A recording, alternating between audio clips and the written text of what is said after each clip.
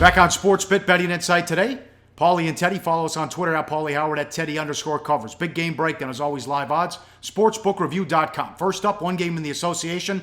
Cavs hit the road to take on the Jazz. Cleveland 3, 202 the total. LeBron, Kyrie, and Love have never won a game together in Salt Lake City. Last year, Jazz +7. They win by 9. Held the Cavs to 10 of 43 on threes, Teddy. Yeah, and I mean, note that Cleveland took 43 of their 88 shots from beyond the arc, which tells you they couldn't penetrate the paint. They were settling on the perimeter.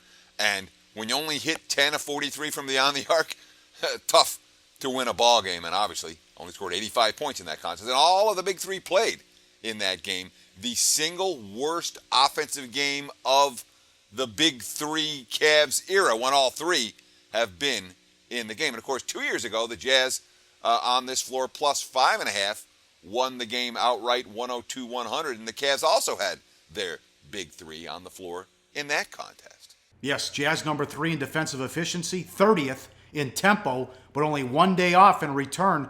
They return home after 5 and 7 on the road. They get 3 straight games and a full week at home now. So we'll see if the Jazz can cook something up here with this homestand. Always a tough place to play. Yeah, and, I don't like the spot coming. I mean, that was a really tough road trip. 5 and 7 nights all over the East Coast. They looked gassed at the end of it. They didn't really play great basketball, and now a short turnaround after getting back home. Meanwhile, Cleveland, I mean, they started the road trip pretty lazy on defense. They went up big early against Phoenix. Not like the Suns were playing a whole lot of defense in that game. 120 to 116 over the Suns, 116 to 108 over Brooklyn. Both of those games go over the total. Both of those games end up being point spread losses for Cleveland backers. And you wonder if that laziness at Phoenix came because there was a little bit of revenge look ahead in this one. But the big story for Cleveland right now, not their defense, it's the offense. They're getting Kyle Korver. He is likely to make his debut this evening, still officially listed as questionable. And the Cavs pretty excited about picking him up as opposed to having to play against him. I'm really excited to watch him play with this offense and the wide open looks he's going to get. And here's Lou's quote. He's one of the best shooters of all time. You can add that to your roster. If you can, you have to add it.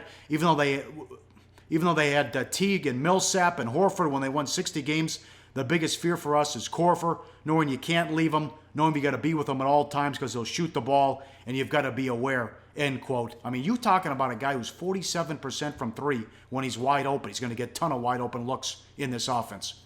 He sure will. But as LeBron said, what the Cavs need, they need a backup point guard. They haven't filled their biggest need. But Kyle Korver is going to help that team.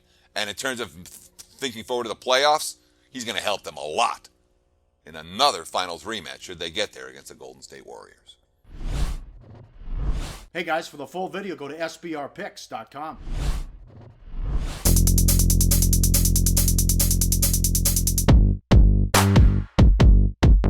That's right, the 8th annual SBR Forum Bash will be held at the breathtaking all-inclusive Hard Rock Hotel in Punta Cana on Super Bowl weekend. Join Natalie Rydstrom and the Odds Couple as they mingle with SBR pros and have fun under the sun. Stay tuned for video coverage of Bash activities, including a $5,000 poker tournament sponsored by uwager.eu. Only on SBR, your sportsbook authority since 1999.